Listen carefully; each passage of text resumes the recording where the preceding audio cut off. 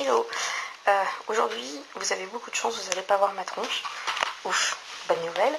Par contre, mauvaise nouvelle, on va se faire de la chimie. Et oui. Je veux juste vous faire une vidéo pour vous expliquer que la chimie, c'est pas si compliqué que ça, et que ça peut même être super facile. Donc, on va travailler sur... Ah non, pas ça, si. Le tableau périodique des éléments. Alors, pour cadrer, je vais rigoler, mais c'est pas grave. Bon, bref. Donc, chimie, si, je vous assure, ça peut être facile. On va se faire aujourd'hui l'atome et les molécules. Donc, un atome, si vous savez comment fonctionne le système solaire, c'est-à-dire le soleil ici. Alors, je vous explique, hein, je tiens ma caméra de la main gauche, j'essaye de vous faire le truc de la main droite, c'est l'horreur. Le soleil, hop, et les petites planètes. D'accord ? Ça, vous connaissez, c'est le système solaire. Ouais, ben, c'est marrant parce que l'infiniment grand et l'infiniment petit, ça fonctionne pareil. Ça, c'est aussi un atome. Oui, je vous assure. Ici, vous avez le noyau. Ici, vous avez les électrons. Voilà. Donc, on va bosser sur l'atome. Hop, tableau périodique, retour. On va bosser sur celui-ci, l'atome d'hydrogène, qui est le plus simple. Donc, démonstration. L'atome d'hydrogène, il est là, il a son noyau. Alors, dans le noyau, on ne va pas le voir aujourd'hui parce que c'est un peu, c'est moins gênant. Il y a plein de choses. Il y a des protons, et puis là, on vient de faire les prix Nobel de physique, et les mecs, ils sont en train de bosser sur ce qu'il y a là-dedans, notamment. Donc voilà. Mais pour l'instant, on va rester sur l'atome, qui est quand même ce que vous avez le plus utilisé au lycée, un peu au collège, mais surtout au lycée. Donc voilà, le noyau, avec ces trucs dedans, là, et un électron. Ça, c'est un atome d'hydrogène. D'accord ? En fait, à l'état naturel, ça n'existe pas, l'atome d'hydrogène, en tout cas pas tel quel. Donc voilà, là on est sur quelque chose d'un peu surréaliste, dans le sens où l'atome d'hydrogène, pour l'avoir, il faut être chercheur, quoi, il faut être chimiste et chercheur. Toujours est-il qu'on en a quand même besoin pour bosser. L'atome d'hydrogène, il est là, équilibré, avec son petit électron. Alors je vous le mets là, l'électron, mais sachez, comme pour le Soleil et le système solaire, qu'en fait, il se balade un peu autour quand même. Hein. Il ne reste pas tout seul, comme ça, bien gentiment, à attendre que ça se passe. L'atome d'hydrogène, il y a quand même un souci, c'est que, donc il est là, et il est très complexé par, on va aller au bout de la ligne, par ici, l'atome d'hélium, qui, je vais vous le dessiner, mais en fait, je recule un peu, dans le tableau périodique des éléments, toute cette colonne-là, là. Hop. Ça, c'est ce qu'on appelle des rares, c'est-à-dire que ils sont extrêmement stables. Je vais vous montrer pourquoi après. Ils sont extrêmement stables. En fait, tous les autres qui sont ici veulent leur ressembler. Je vais vous expliquer pourquoi. Donc notre atome d'hydrogène qui est ici, il voudrait bien ressembler à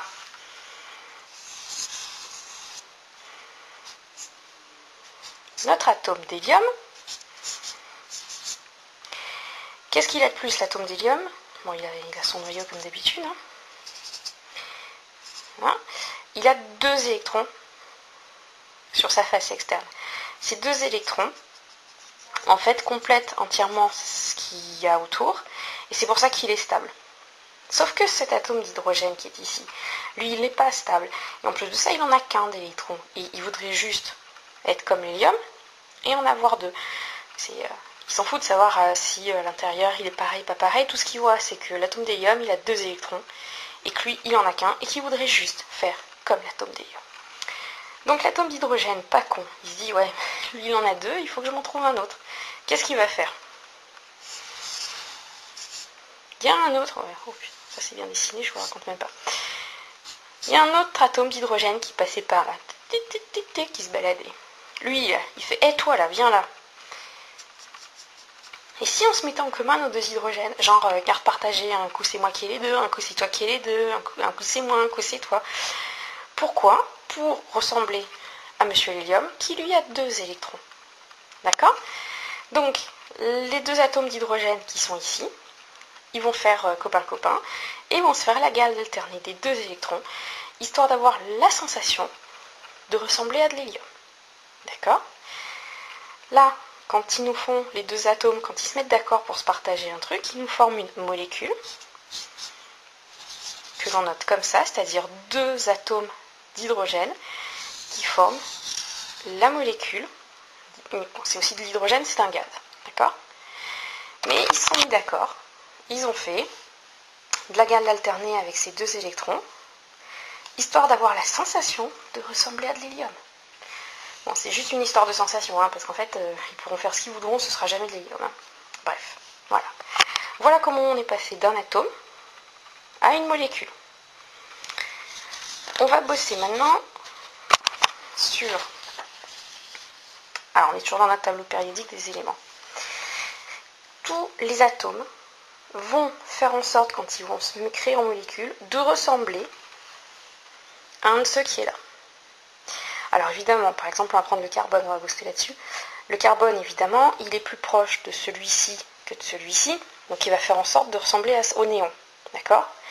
Par contre, si on va en début de ligne, le lithium qui est ici, en fait, il a donc 3 électrons, il va faire en sorte, je pense, de se rapprocher de là. Ça va être le plus simple pour lui. Mais on va bosser sur le carbone. Le carbone qui est ici. Allez, hop. Donc, noyau. Et le carbone, il a 6 électrons qui sont... Alors, il y en a 2 qui font un peu comme l'hélium, c'est-à-dire qui sont comme ça, le plus proche. Et ceux-là, ils ne bougent pas et on s'en occupe absolument pas. Donc, par contre, il en a 4 autres. D'accord? Ça, c'est notre carbone. Son noyau. 2 électrons dont on ne va absolument pas s'occuper parce qu'ils sont extrêmement stables et que cela ne bouge pas, et 4. D'accord? Notre carbone, qui est ici, il va falloir faire comme le néon qui est ici, et qui lui a 8 électrons à l'extérieur. En fait, il en a 10 d'électrons au total, il en a 2 qui sont sur ce qu'on appelle la phase interne, c'est-à-dire qui sont très proches du noyau et qui ne bougent pas et dont on ne s'occupe absolument pas, et il en a 8 sur sa face externe. D'accord? Et le carbone, il veut faire pareil, il veut en avoir 8. Ok? Donc, notre carbone, qui a ces 4 électrons ici, au total, il lui en manque 4. Ça veut dire que notre atome de carbone, il va chercher en tout 4 électrons pour avoir les 8 comme le néon. D'accord? Où est-ce qu'il va bien pouvoir trouver 4 électrons? Comme on l'a vu tout à l'heure, il y a l'atome d'hydrogène, il n'y en a qu'un. Donc si il se met d'accord avec 4 atomes d'hydrogène, ces 4 atomes d'hydrogène qui en ont chacun, ils vont bien lui donner. D'accord? Et ils vont se mettre comme ça. Ça, c'est l'électron d'hydrogène. Ça, c'est l'électron du deuxième hydrogène. Ça, c'est l'électron du troisième hydrogène. Ça, c'est l'électron du quatrième hydrogène. Les hydrogènes qui sont ici, bon, ça, c'est le, on va se dire que c'est le noyau. Les hydrogènes, ils sont tout contents parce que eux, ce qu'ils veulent, c'est ressembler à l'hélium qui a 2 électrons. Bah, hop, ils font comme s'ils en avaient 2. Et le carbone qui est ici, lui, ce qu'il veut, c'est en avoir 8 à l'extérieur. 2, 4, 6, 8. Tout le monde est content. Les hydrogènes sont contents, ils ressemblent à l'hélium. Le carbone qui est au milieu est content, il ressemble au néon. Et on a la molécule CH4. CH4, c'est du méthane. Si je dis pas de bêtises. Non, je dis pas de bêtises. Mais je suis un peu dyslexique avec méthane et éthane, faut pas m'en voir. Mais c'est du méthane. Voilà. Ça, en chimie organique, le CH4, je pense que c'est une des molécules favorites de la chimie organique. À chaque fois, on bosse dessus, quoi. Donc voilà. Et bien là, voilà notre molécule de CH4. Notre petit carbone qui est au milieu, qui avait besoin de 4 amis, enfin de 4 électrons, et qui allait chercher 4 hydrogènes. Ceci étant, il avait le choix, il pouvait faire d'autres choses, le carbone. Hein. Donc on va refaire notre carbone. Noyau, je vous repasse les 2 petits qui sont collés là, et 4 là.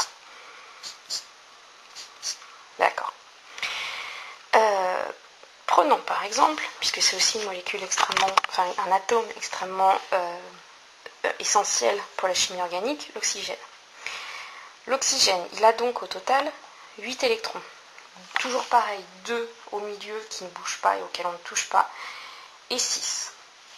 Ces 6, je vous les fais. Ça c'est notre petite oxygène.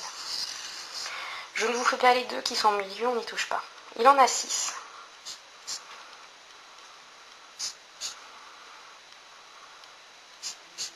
Je vais y arriver. Ils sont comme ça. C'est-à-dire qu'il y en a déjà 2 qui se sont mis ensemble, qui sont stabilisés, et 2 comme ça, qui sont tout seuls et qui peuvent partir potentiellement à l'aventure. D'accord ?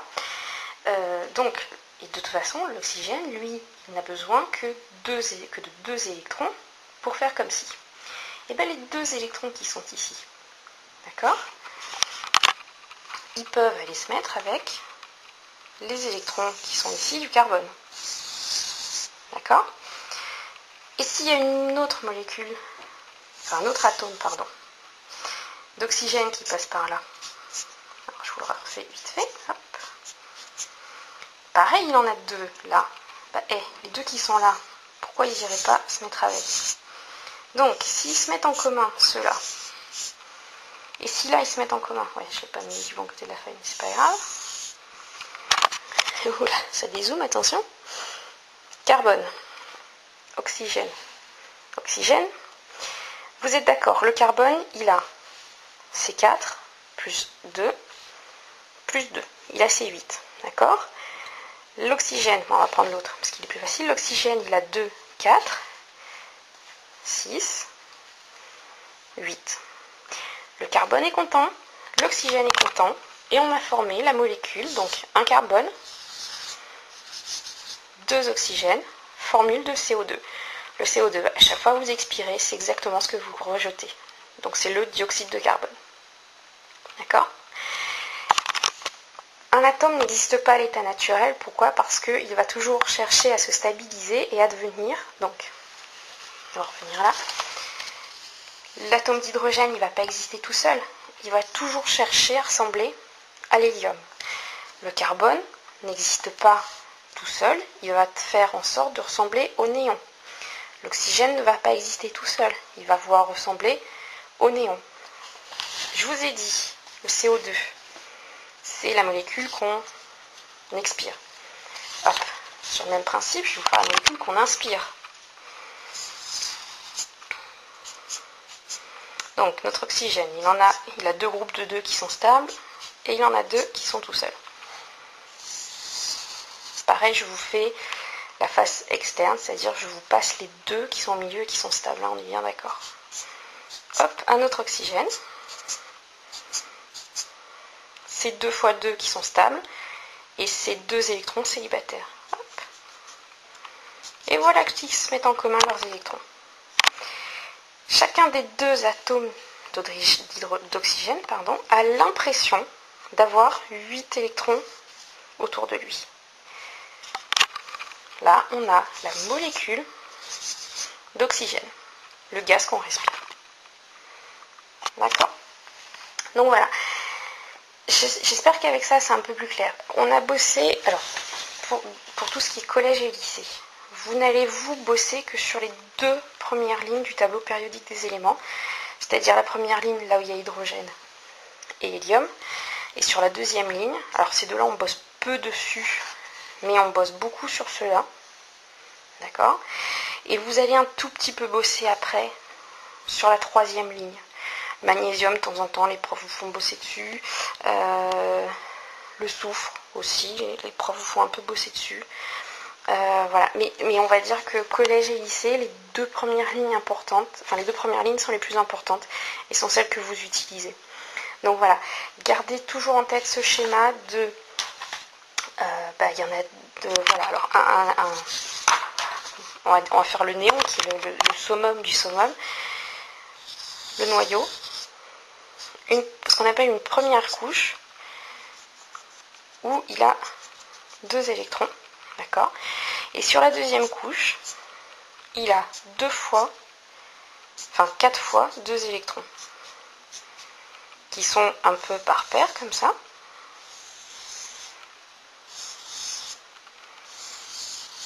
Voilà.